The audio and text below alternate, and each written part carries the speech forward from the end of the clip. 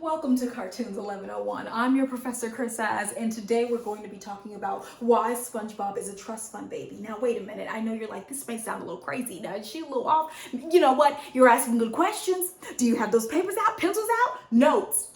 MLA header at the top. Let's get started. Today, I will be proving that SpongeBob is a trust fund baby, but in order to prove that, we need to start off with the basics. Who is SpongeBob? Who is this guy? Wait a minute, who is this guy? SpongeBob Squarepants is a character from the cartoon show SpongeBob Squarepants, which aired on Nickelodeon. The show premiered on July 17th, 1999. Yes, a very long time ago. Stick with me. According to Variety, SpongeBob Squarepants soaks up in excess of 100 million viewers each quarter. This SpongeBob show, it's still relevant. It's still popular. But there's subliminal messages going on, and we're going to find out what that is today through the Karl Marx theory. Anyway, SpongeBob is the protagonist of the show. He lives in Bikini Bottom and works as a fry cook at the Krusty Krab. Now, at the Krusty Krab, he is making minimum wage, working for pennies, if not for free. I want you to keep that in mind. Ask yourself, well, how is he paying his bills? But let's continue along. In talking about SpongeBob, we must also talk about his origin story, his family, okay? And in the SpongeBob episodes,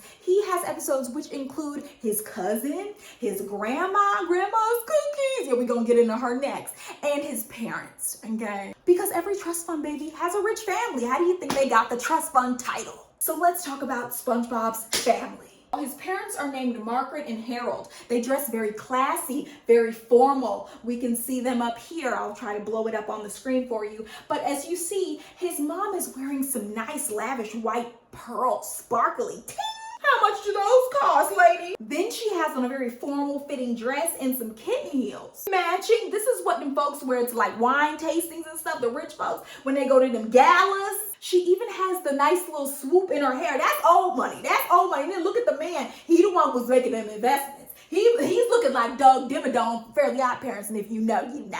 SpongeBob's family clearly has money. This is an image, a still from the Nematodes episode. And this is when his parents come to pick him up in their boatmobile. I don't know about you, but this looked like a real classy boatmobile, okay? Classic though, you know, not too much. And we'll talk about that in a minute. But it's got the bells and the whistles. This is a nice standard boatmobile. They're driving through SpongeBob's neighborhood, so they're obviously not gonna take their luxury Lexus, right? They're gonna take their standard car. Every rich person, they got a multitude of cars, right? They have the everyday car, the showy car. Okay, this is just the one, the everyday. This is probably like a Camry boatmobile, you know what I'm saying? Let's talk about SpongeBob's grandma. Cookies next, okay? His grandmother bakes him endless cookies, seemingly living large. She's retired in this nice little, I don't know what type of house this is, but she's retired in this house. She's got her own private land, okay? You don't see no other houses next to her. Private land, living large, grass cut, green, iconic. Then we have an inside glimpse into her house in that episode. She's got all the pictures, all the hobbies. That's grandma's cozy house. She's had that for generations. That house has been passed down for generations. It's very cozy. SpongeBob comes from old money. Stick with me. You taking your notes? If you're not taking your notes, you're going to get kicked out of class.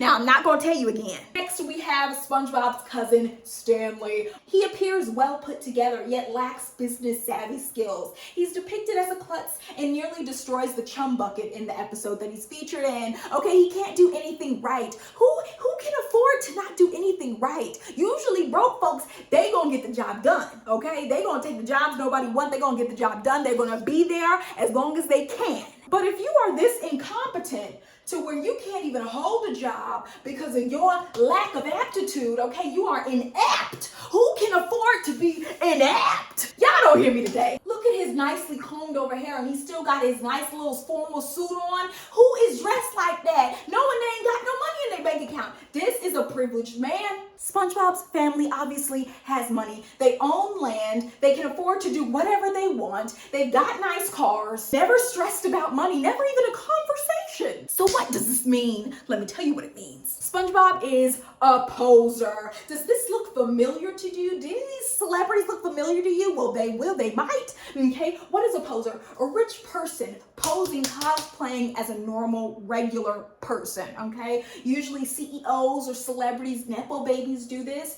They tend to cosplay, like blending in with the crowd, if you will. So in this first depiction, we have Harry Styles. Now, Harry Styles, this looks like a normal person to me. I I wouldn't have even ever picked him out. This is a normal looking man, but he has a ton of not so normal looking money in his bank account. Then we have Jaden Smith. Now we know he comes from Will Smith's stock. He's got money. He looks like a normal person though. Then you have Adam Sandler, our favorite homeless celebrity, okay? Iconic. And then you have this white lady, I don't know who she is, but you know, she got a lot of money when I looked her up. But why do rich people cosplay normal looking people? Is this just some sick twisted thing that they doing? Is this some fashion trend? Let me tell you what it is. Now you know I got the citations. Ideological form constitute a terrain where ideas fight themselves out. That is, they reflect a kind of class struggle in the realm of concepts and beliefs. The logic of this position is that any class, the proletariat, as well as the bourgeoisie, can have its ideologists.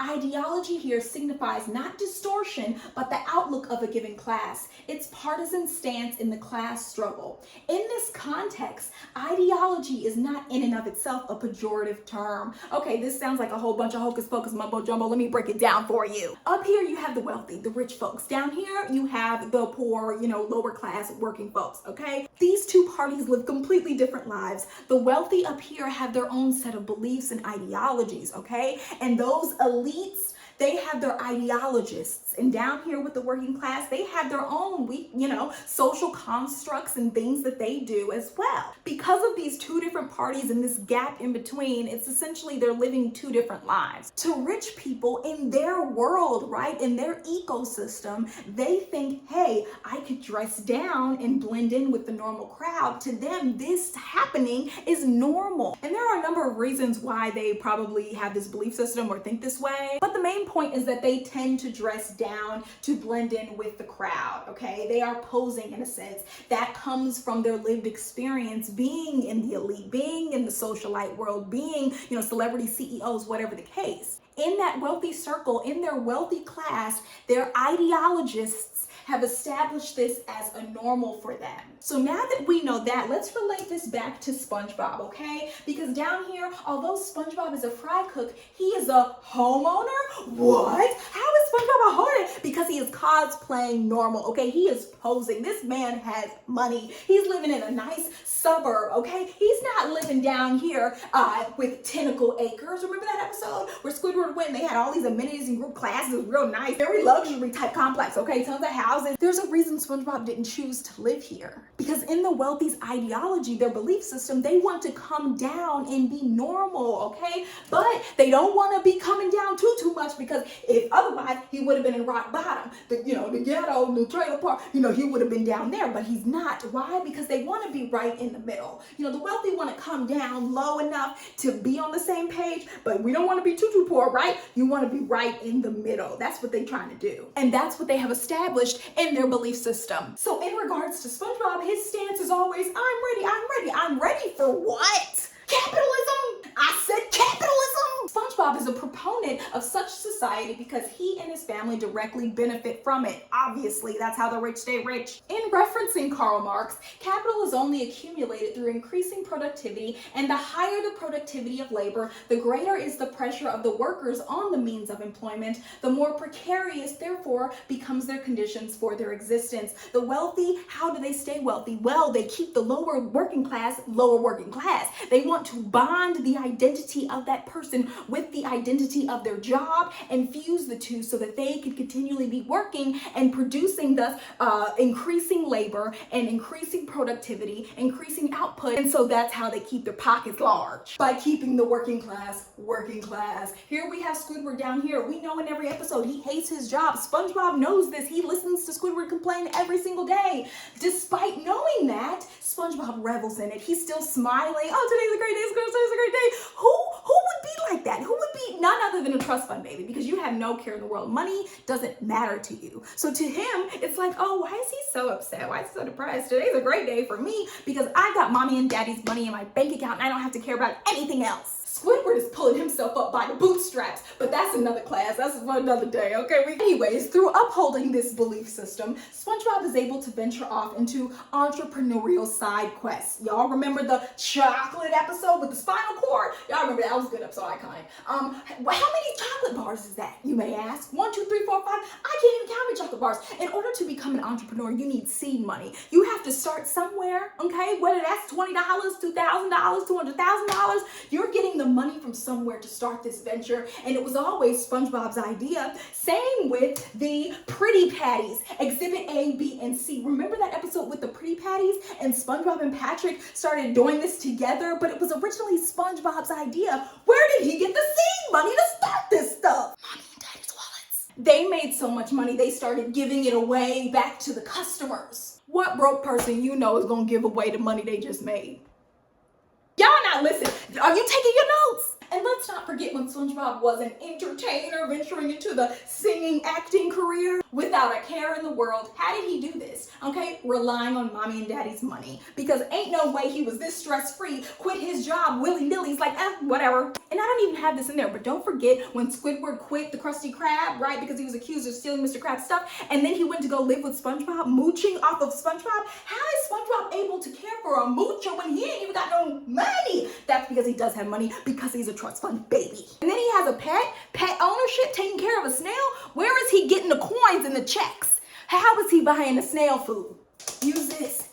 Let's think. Let's ponder a minute. In conclusion, SpongeBob is a trust fund baby because he comes from a wealthy family, cosplays as normal, and believes in benefits from capitalism, okay? This right here, as we know it, this is our favorite beloved cartoon, right? But it also has subliminal messaging, and in that, we know SpongeBob comes from money, and that's why we all tended to relate to Squidward. Squidward actually is a quintessential example of a character that embodies the American dream, but that's all the time we have today. Remember to turn in your 30-page paper, okay? Did you do your 20-page paper from the last week's stuff with Azula on Avatar: The Last Airbender? If you didn't turn that in, you got a 0. So now you really need to write this 30-page paper. I'm not playing games. But for those of you who are unable to write the 30-page paper, comment down below one thing you learned from this video, or comment down below if you disagree. I would love to discuss in the comments. I'm your cartoons Professor Chris, signing off. Bye.